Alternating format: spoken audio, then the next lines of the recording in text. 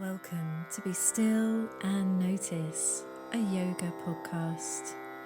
Join me, your host, yoga and meditation instructor Helen Taylor, to dive deeply into the vast ocean of wisdom that is yoga. Explore with me how these ancient practices can help heal and elevate us physically, mentally, emotionally, and spiritually in an ultra-modern world. Together, we'll deepen our practice, explore our connection to divinity and our own inner landscapes with the help of special guests, guided meditations, how-tos, and oh, so much more. Yoga has the incredible power to change your life on every level, and it all begins with stillness. Now let's begin.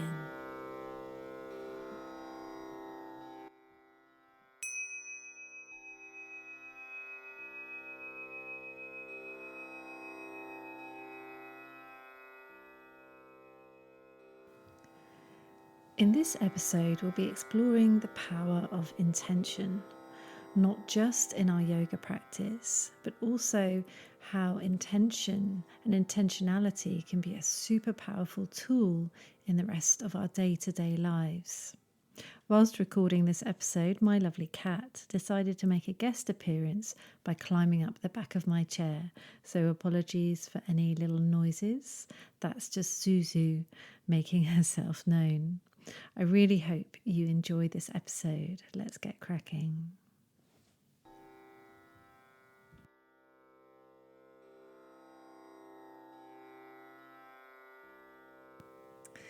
Hello and welcome to episode 2 of Be Still and Notice podcast. Thank you so much for joining me. Today we're going to be talking about intentionality, and I think it's a really powerful topic. So simple, but it goes into every part of our lives and our yoga practice. So I'm going to ask you, are you being intentional? Are you being intentional with your words, with your actions in life, with the way you treat other people? Are you being intentional with the way you move in the world? Are you being intentional with your yoga practice? So this is a really powerful theme in my life at the moment, and I'll come back to that a bit later, but I always actually start my yoga classes by inviting my clients to set their own intention. I invite them to put one hand over the other on the heart center, Anahata chakra, and to set their own intention for the next hour. And then I invite them to repeat that intention 3 times, either silently in their mind or out loud, to sow the seed of that intention out into the universe. And I think the simple act of setting an intention is so, so powerful. But why? Why do we do it? I think that without an intention, it would be very easy to get lost at sea in our practice. So quite often when we come and we sit down on the mat, we've come out of a really busy day, you've been running around after the kids all day, or stressful meetings, or working, juggling life, our crazy lives that we lead.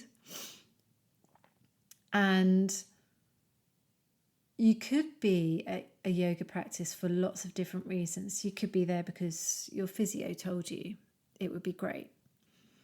You could be there because you're really stressed out and you want to find a way to de-stress. You could be there because you're going through some trauma and you've been told that it's really good kind of therapeutically. It could be a million different reasons why you're there. It could be there because you want to learn to do handstand. It could be there because you just like the vibe. Whatever, there's a million different reasons why you could be there.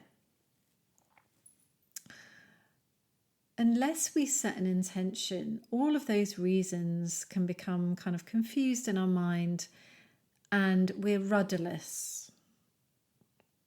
When we set an intention for our practice, we set the course, we have a rudder, and we're going to steer our way through the practice. I'm loving this boat analogy, it just came to mind. We're going to steer our way through the practice with the rudder of our intention. You can think of it as like a lighthouse as well, on the cliff, out to sea. It's all dark and you're like, oh, your mind is just a mire of negativity and all sorts of thoughts. And this intention is shining out like a light. A beautiful, beautiful light.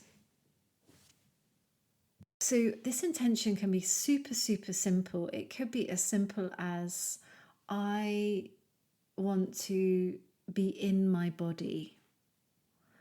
I want to feel my body move. I want to relax. It can be very, very, very simple. And I think the simpler, the more powerful that intention is. And that really, setting that intention is that rudder for your practice. It will carry you all the way through. And I like to remind my clients when they come, when we're doing one-to-one practices or in class, whenever we have a moment of stillness and quiet, that could be in downward facing dog when we're breathing. It could be in Tadasana, mountain pose, when we're standing and breathing. It could be when we come into child's pose. I like to invite them to remind themselves of that intention that they set, so that all the way through the practice we have these little points of focus. Yep, this is why I'm here tonight. And that intention could be the same for months. It could be really, really simple and the same every time you practice for months, or it could be different every single time. And when I'm doing my own personal practice, I like to, unless I'm aiming for something very, very specific, I like to just let a phrase float up in my mind. And quite often that phrase is what is most pertinent, most powerful for me in the moment, for that time where I am in my life. One that has been coming to mind most recently, just to share with you, is I am unfolding. I am here to unfold, which I think is really, really interesting. So how does this intentionality move into the rest of our lives? If you've read The Secret and you know about the law of attraction, then this will make perfect sense to you. If you haven't read it, read it. It's fantastic. Or there are lots and lots of books out there about the law of attraction and how it works. It's basic quantum physics. You receive what you put out there. So if you have somebody at work who's very, very negative, is always the victim, doesn't see the good in other people, always thinks something bad is going to happen, that poor person more than likely is going to have lots of negative things happening in their lives. Now, it's easy to point the finger and kind of go, oh, you need to just be positive. And I don't want to bring any level of toxic positivity into this. That's not what I'm talking about, because sometimes bad things happen to good people, in fact, all the time. And there are things beyond our control. But when we're looking at a level of intentionality in the words that we use and in the way we interact with people on an everyday basis, this is something we can control. We can control how we speak to people. We can control how we speak to ourselves internally. This is one of the most powerful things. Often, especially us women, we are so mean to ourselves. We look in the mirror and go, oh, you're looking fat, you're looking old, look at that wrinkles, really look gross in that today. That is not good. It's not healthy, it's not good, and it's not gonna draw a sense of feeling good in your own skin to you. It's not going to create that, is it? So intentionality in our words, how we speak to ourselves, in what we do in our everyday lives, how we interact with people at work, in the street, our neighbours, our families, our kids, our cousins, our pets. All of this is really important and really powerful. And I do want to say that we are fallible human beings and nobody is perfect. No one.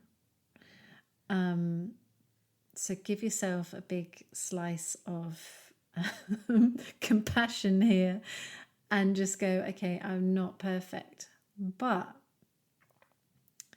if we can learn to be more intentional with the way we do all these things, then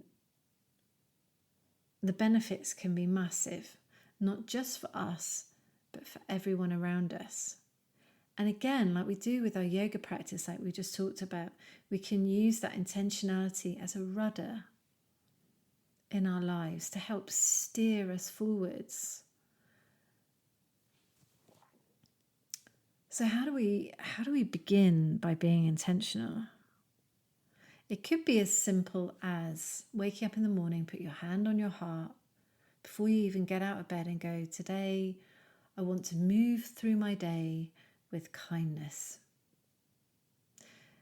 With the words that I use to other people, to myself, with the actions I take with strangers, I want to be kind as much as I can. I'm not perfect, but I want to move forward with that intentionality. Imagine if everyone in the world did that. Just imagine, and carried it through. And imagine if you made it through one whole day, and maybe you do, because there are lots of incredibly beautifully kind people out there. Maybe you make it through your day and you are kind to every single person you meet. You greet them with a smile. You're nice.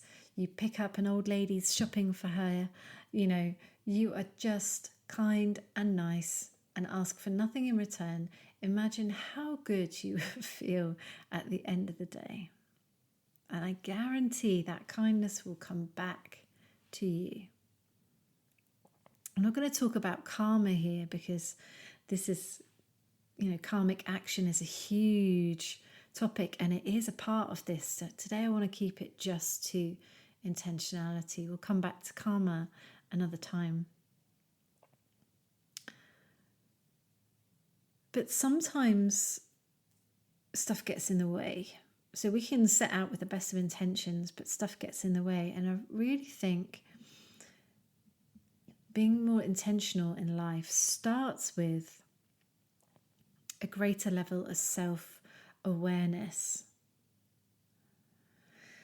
And self-awareness comes from, yoga is the greatest gift that yoga has given me, is a greater level of self-awareness.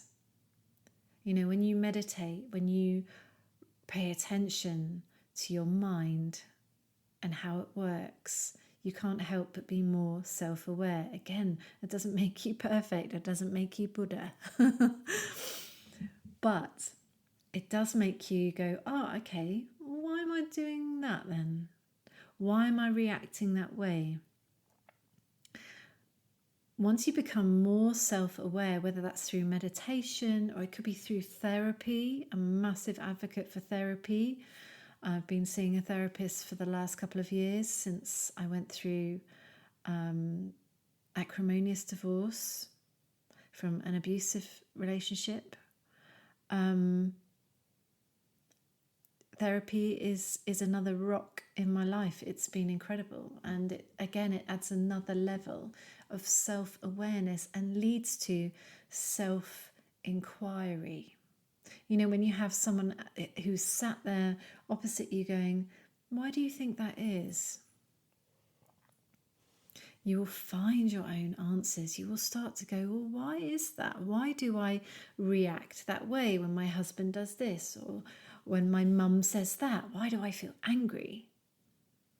And the more we begin to look inside of ourselves and ask questions about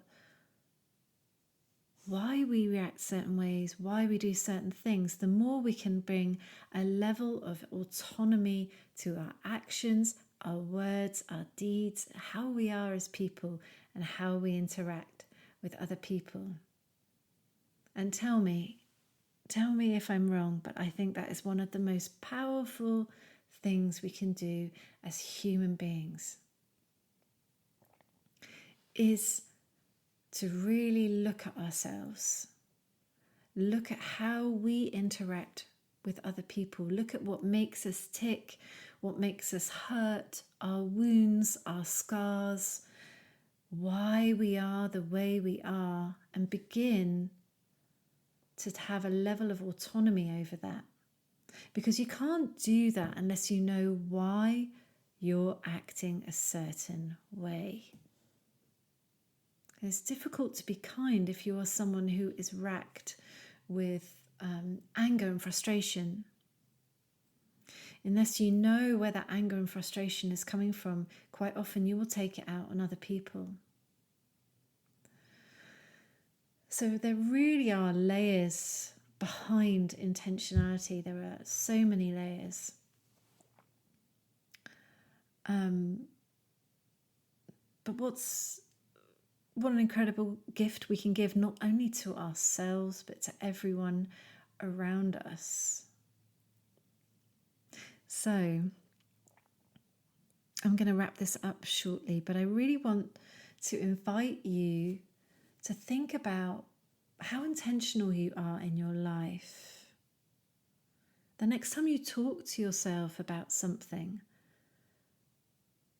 are you being intentional? Are you just letting the monkey mind go blah, blah, blah, blah, blah, blah, blah, all negative? Could be positive as well.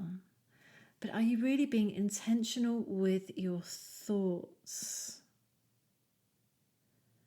your projections onto other people? Is it reactive? Ask yourself that question. Am I just reacting, or am I responding? Someone's really ticked you off. Have you paused, taken a breath? Have you just shouted at them? You know, this is the difference between reacting and responding. You can thank my partner Brad for that. And in our, not just in our thoughts, but in our interactions with other people, are you being really intentional? Or are you just feeling stressed, overwhelmed, so busy? And yeah, we're fallible human beings. We're not going to be perfect all the time, like I said before. Some days shit's going to hit the fan and you just need to get through the day. But if we can the next day go, do you know what? I wasn't proud of that. I didn't like the way I spoke to that person. Can we go back and apologize? Can we make good? Can we next time we feel that way, take a pause, take a breath, remind ourselves, what do I want to create here? What message do I want to give that person? What what do I want to project into the world? Do I want to be an angry, frustrated, short-tempered, nasty human being?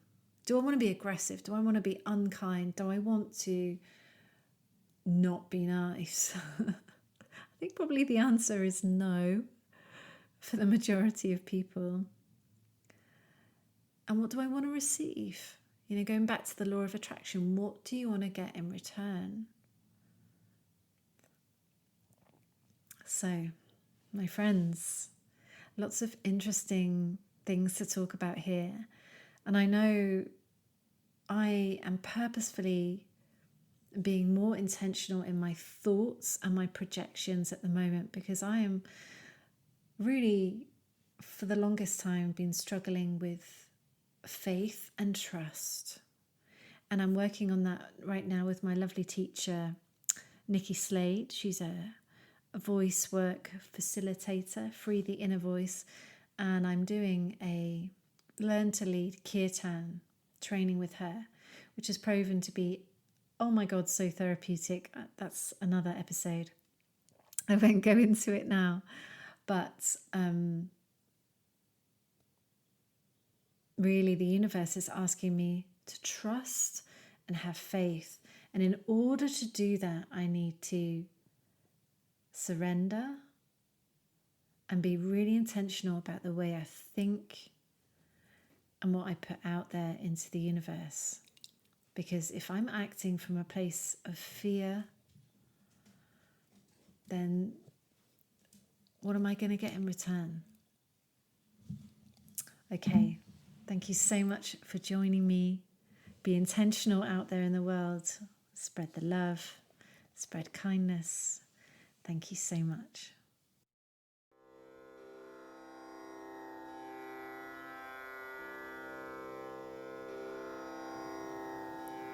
Thank you so much for listening to the Be Still and Notice podcast.